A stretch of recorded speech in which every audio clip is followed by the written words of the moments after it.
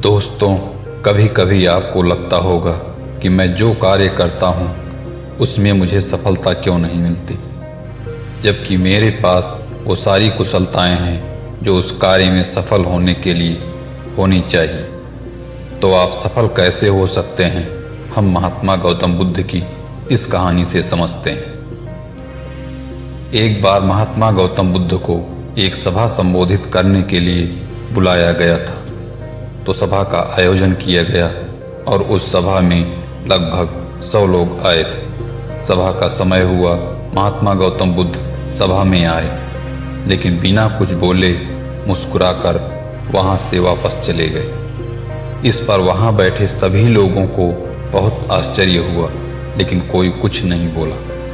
अगले दिन फिर सभा का आयोजन होता है, लेकिन इस बार लोगों की संख्या कुछ कम हो गई और सभा में लगभग 70 लोग ही आए थे। इस बार फिर से महात्मा गौतम बुद्ध सभा में आए और सभा में बिना कुछ बोले वापस चले गए। इस बार लोगों को गुस्सा आया, लेकिन कोई कुछ नहीं बोला। इसके बाद अगले दिन फिर सभा का आयोजन होता है और इस बार लोगों की संख्या और भी कम हो गई। इस बार भी महात्मा बुद्ध ने वैसा ही किए, बिना कुछ बोले वापस चले गए। इस बार लोगों को बहुत क्रोध भी आया और पीछे से कुछ भला बुरा भी कहा।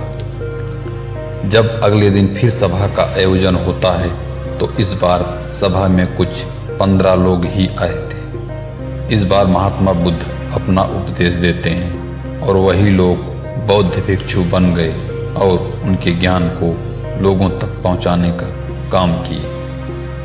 कुछ दिन बाद एक व्यक्ति ने महात्मा गौतम बुद्ध से पूछा कि आप पिछले कई दिनों से सभा को संबोधित किए बगैर क्यों चले जाते थे। तो इस पर महात्मा गौतम बुद्ध ने कहा, पहले दिन जो भी सभा में आए थे वो सिर्फ आए थे, उन्हें मेरे ज्ञान से कोई मतलब नहीं था। वे सिर्फ सभा देखने आए थे, लेकिन मुझे वो लोग चाहिए थे जिन्हें मेरी बातों को सुनने की जिज्ञासा हो और मेरी बातों को लोगों तक पहुंचाएं, जिसके अंदर कुछ प्राप्त करने की जिज्ञासा हो, जिसे जितना पाना है उसके अंदर उतना धैर्य होना चाहिए। जिसके अंदर धैर्य नहीं है वो अपने जीवन में कुछ बड़ा प्राप्त नहीं कर सकता। जिसके अंदर धैर्य है वो अपने जीवन में कुछ भी पा सकता है। जितने लोग सभा में आए थे उनमें से अंत तक वही रुका जिसके अंदर धैर्य था।